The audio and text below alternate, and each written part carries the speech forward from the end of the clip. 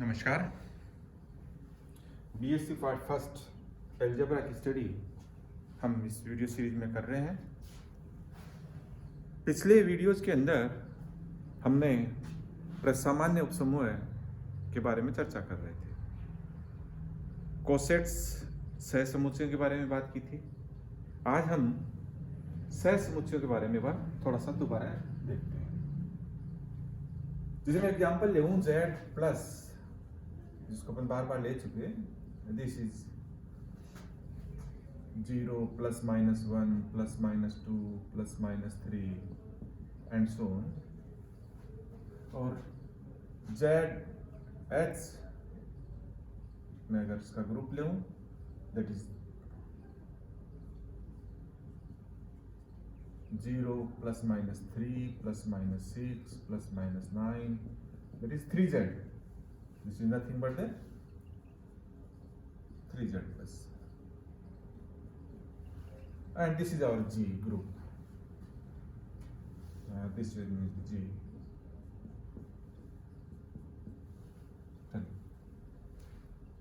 तो इस केस के अंदर हमने देखा कि H प्लस 0 पहला कोसेट्स आया अपने पास, जो कि खुद ही रहा, एंड सो H प्लस 1 दूसरा कोसेट्स लिया अपन ने, दिस इज 0 का 1 बन जाएगा, 3 का 4 बन जाएगा, 6 का 7 बन जाएगा, एंड इधर माइनस 2 माइनस 5 माइनस 8, इस तरह से ये H प्लस 1 है। H प्लस 2 की बात की अपन ने, तो H प्लस 2 0 का 2 बन जाएगा, और 1 का 3, 1 4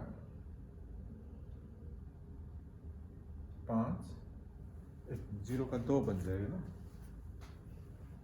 इसमें जो 0 है उसके ऊपर 2 ऐड करेंगे तो यहाँ से जाएगा 2 5 5 3 8 एंड सो इधर minus 1 minus 4 minus 7 and so.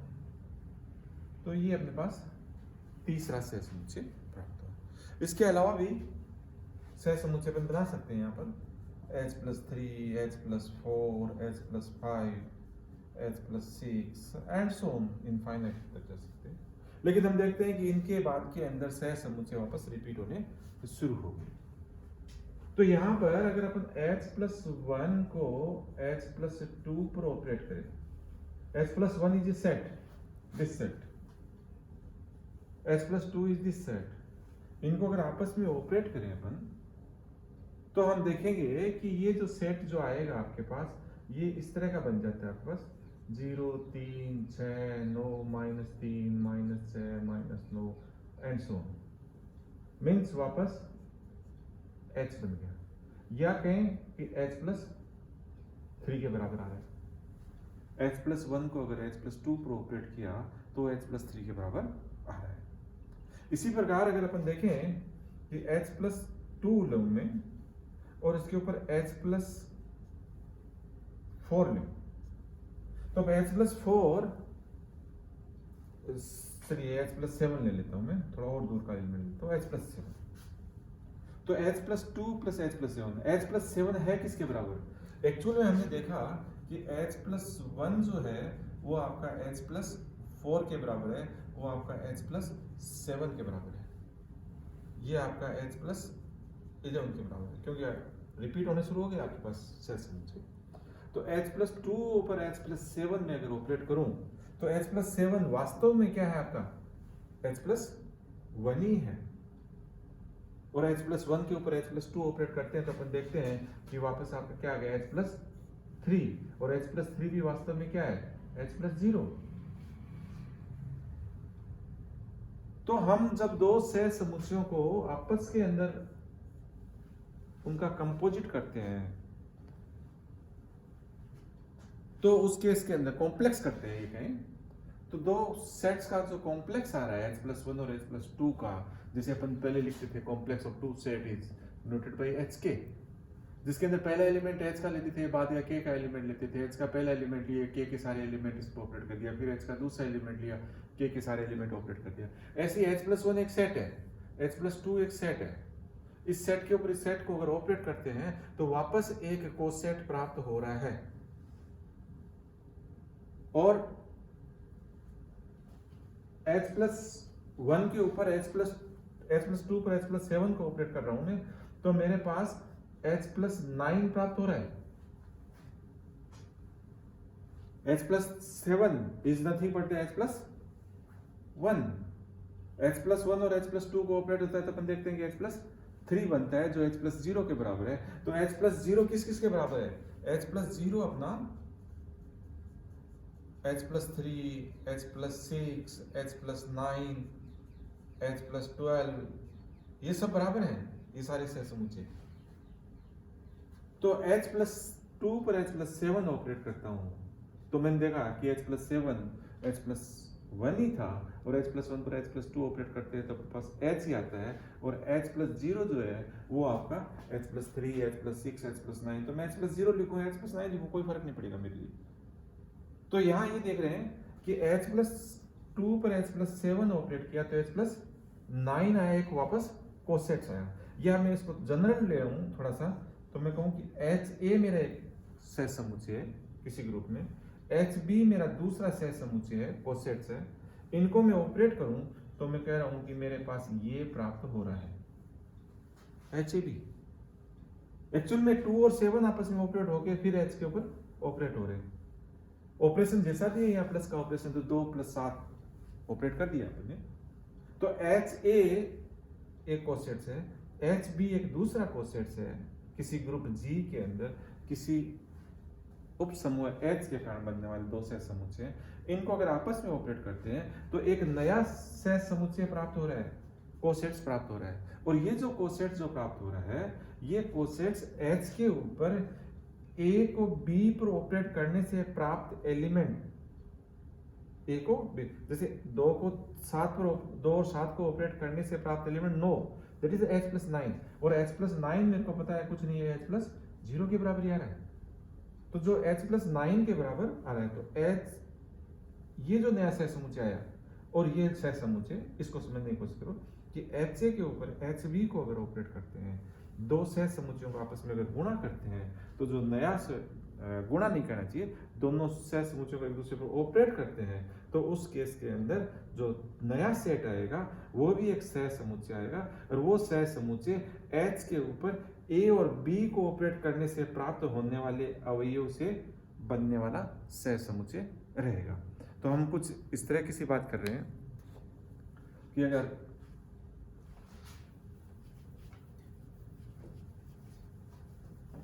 हमारे पास G एक ग्रुप है,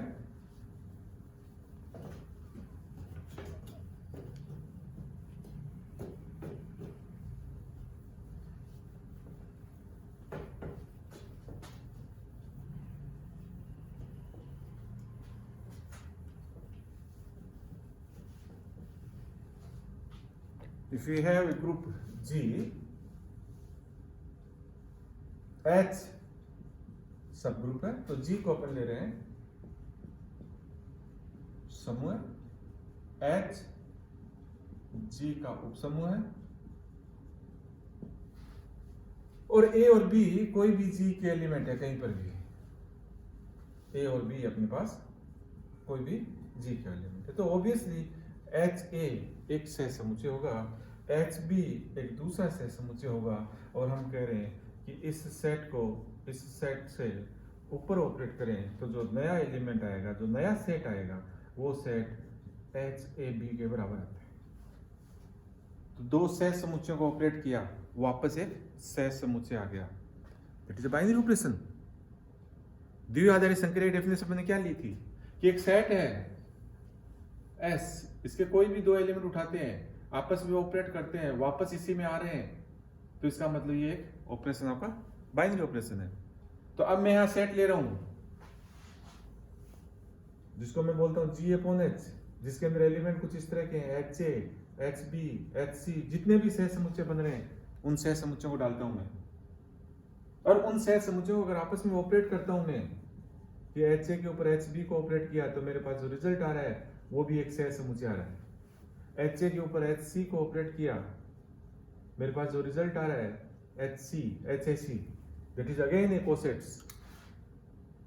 तो मैं अगर सह समुच्चयों का सेट कंसीडर करूं और उसमें सभी सह समुच्चय जितने भी मेरे पास सह समुच्चय बन रहे हैं उन सह समुच्चयों के ऊपर इस ऑपरेशन को देखता हूं तो ये ऑपरेशन एक द्विआधारी संक्रिया है। और जब जो ही द्विआधारी संक्रिया आती है तो अपने को स्ट्राइक करेगा कि क्या यह सेट अपने आप में इज इट ग्रुप, क्या ये समूह हो सकता है।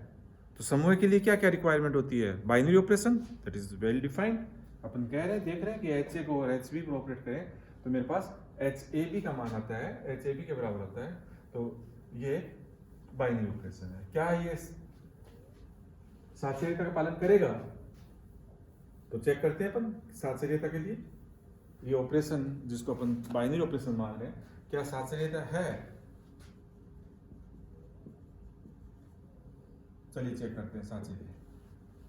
मान लिया 3 एलिमेंट उठा लेते हैं,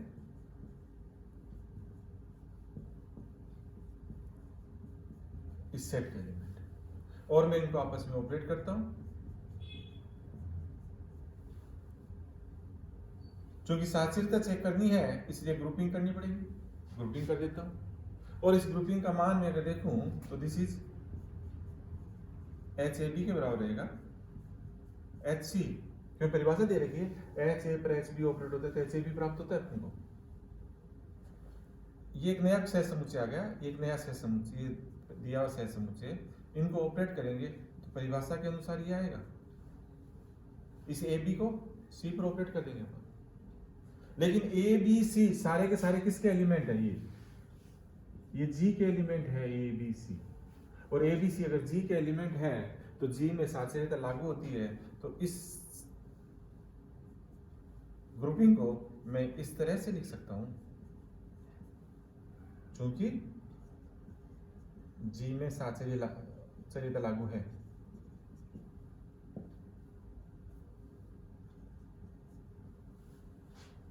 एंड इसको आप ऐसे लिख सकते हैं, ये तो मैं इसको इस पर ऑपरेट करूंगा तो प्राप्त होगा, और इसको मैं इस तरह से लिख सकता हूं, ये जो HBC है this is nothing but the HBHC। हम ये लेके चले थे HA HB और HC is equal to nothing but the HA of HBHC। इसका मतलब ये जो ऑपरेशंस जो सेट बनाया हमने कोसेट्स का, और उस कोसेट्स के अंदर इस तरह का जो बाइनरी ऑपरेशन लिया, यहाँ पर जो संक्रिया डिफाइन की यहाँ पर HA के ऊपर HB को ऑपरेट करने का मान HAB, इस संक्रिया ये संक्रिया आपकी साचर्य नियम का पालन करती है। मेरे को पता है कि G अपॉन H के अंदर कहीं HE भी होगा। H is nothing but E, H is E G का तत्समक अवयव है। तो HA के ऊपर कोई भी HA अगर आपका G अपॉन H में है तब HE भी मेरे को पता है G अपॉन H में है। जहां HA के ऊपर HE को ऑपरेट करूंगा मैं तो दैट इज HAE, और HAE कुछ नहीं होता, HAE होता है। इसी प्रकार HE के ऊपर अगर HA को ऑपरेट करूं तो बनेगा HEA and this is again H of A।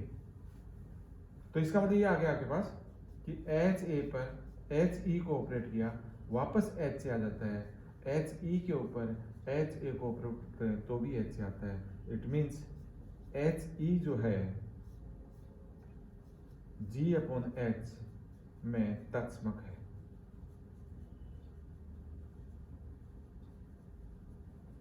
अवयव का काम करेगा।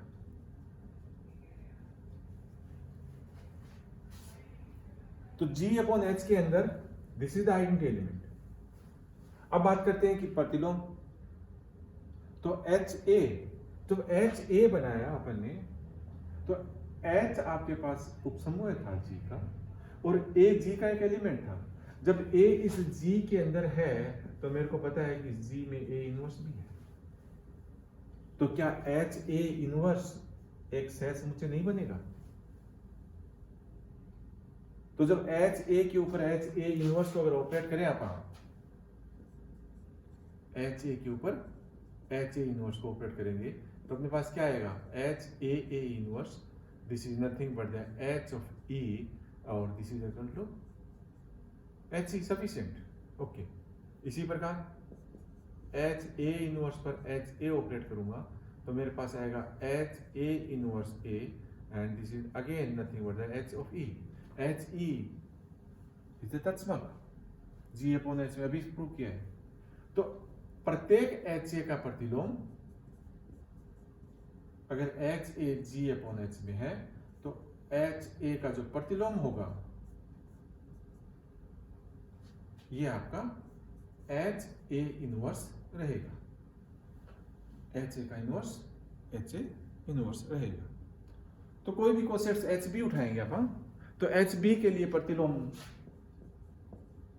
पूरे इस सेट का प्रतिलोम क्या रहेगा आपका, एच के ऊपर बी इनवर्स को ऑपरेट कर दीजिए तो वो इस एच बी का प्रतिलोम रहेगा। क्योंकि जब एच बी को इस पर ऑपरेट करेंगे एच बी इनवर्स के ऊपर तो उस केस के अंदर एच बी बी इनवर्स बनेगा और B B inverse is nothing but the identity element, so H that will give us H E. तो इस तरह से अपन देखते हैं कि अगर एच हमारे पास एक सब ग्रुप है, जी एक ग्रुप है, तो जी अपॉन एच जो कोसेट्स है अपने पास से बनने वाला जो सेट है वो सेट भी इस संक्रिया के लिए एक समूह होता है और इस समूह को हम, yes it is a group, और इस ग्रुप को क्या बोलेंगे, क्वोशिएंट ग्रुप।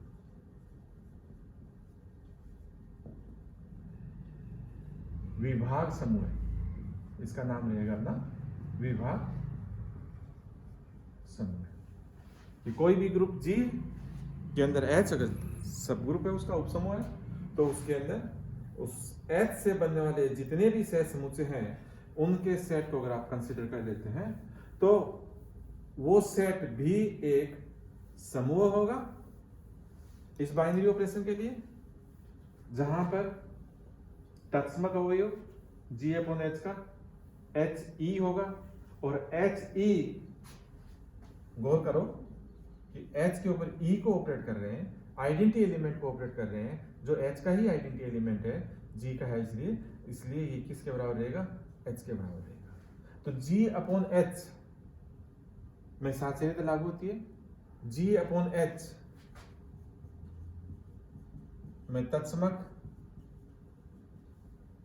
ये रहेगा, जी अपॉन एच में एच एक्स अगर कोई भी एलिमेंट है इसका का प्रतिलोम एच एक्स इनवर्स होगा। इस प्रकार जी अपॉन एच एक समूह होगा जिसको अपन विभाग समूह बोलते हैं। अब ये जो विभाग समूह है क्या ये चक्रीय होगा, क्या ये क्रमविन्वय होगा, तो यदि जी क्रमविन्वय है, देखिए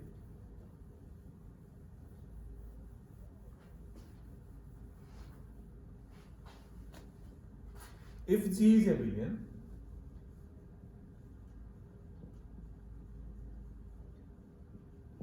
then G upon H, अगर G आपका कर्मिन में है तो G अपॉन H भी कर्मिन में होगा। मान लेते हैं A और B आपके कोई G के एलिमेंट है, तब उस केस में ए बी का मान बी ए के बराबर होगा। मान रहे हैं आप कि कर्मविन्वय समूह है ये, एच ए और एच बी इनके क्रॉसबॉन्डिंग दो एलिमेंट जी अपॉन एच में से उठाते हैं, तो एच ए के ऊपर एच बी को ऑपरेट करूंगा तो मेरे पास मान आएगा एच ए बी, और एच ए बी को मैं लिख सकता हूं एच बी ए, क्यों जी के अंदर ए बी ए के बराबर होता है, और इसको मैं लिख सकता हूं एच बी एच ए, मतलब एच ए को एच बी पर ऑपरेट करो या एच बी को एच ए पर ऑपरेट करो, मान बराबर आ रहा है। It means G upon H में कर्म विनिमेयता लागू है, और कर्म विनिमेयता अगर लागू है तो ये आपका एबिलियन ग्रुप होगा। इसी प्रकार इफ जी साइक्लिक, अगर जी चक्रीय है,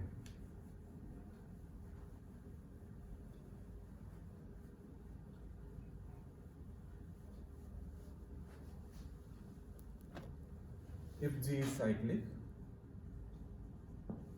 then G upon H, तो यहां क्या दे रखा है कि G साइक्लिक, G चक्रीय है, G का कोई जनरेटर है, जनक है, G के हर एलिमेंट को एक ही घात से लिख सकते हैं, वहां कोई ना कोई एक जनक अपन को मिलेगा। तो इसी प्रकार क्या G अपॉन H भी चक्रीय होगा, चेक करते हैं हम। तो ये मैं ले लेता हूं G और ये ले लेता हूं मैं G अपॉन H। A इसका जनरेटर है कि कोई भी x अगर G में है तो x a की पावर के रूप में लिखा जाएगा। यहां से मैं G अपॉन H का कोई एलिमेंट लूंगा, माना HX मेरा एक G अपॉन H का एलिमेंट है, इसका मतलब x कहां से उठ के आ रहा है, G से आ रहा है, और x अगर G में है तब there exist m belongs to z, ताकि x is nothing but the a की पावर m। तो hx को मैं इस तरह से लिख सकता हूं h a की पावर m, और ये तो ये है कुछ a ऐसा m बार, इसको ऐसे लिख देता हूं h a और h a m bar, and this is nothing but the h a की पावर m। कि अगर मैं इसमें से कोई भी hx उठाता हूं तो वो hx इस h a की एक पूर्णांक घात आ रहा है। इसी प्रकार सपोज कीजिए कि आपने कोई दूसरा एलिमेंट g में से y उठाया, अभी x लिया था अपन ने hx के लिए, तो y अगर g में है तो y डेफिनेटली a की पावर के रूप में लिखा जाएगा। और hy की बात करें तो h a के, और इसको अपन जैसे वहां लिखा, ये आपके पास h a और h a k टाइम्स आ जाएगा h a की पावर k। तो कोई सा भी एलिमेंट g अपॉन h का उठाते हैं, hx, hy, hz, वो सारे के सारे इस h a की पूर्णांक घात से लिखे जा सकते हैं। तो अगर g चक्रीय है तब g अपॉन h भी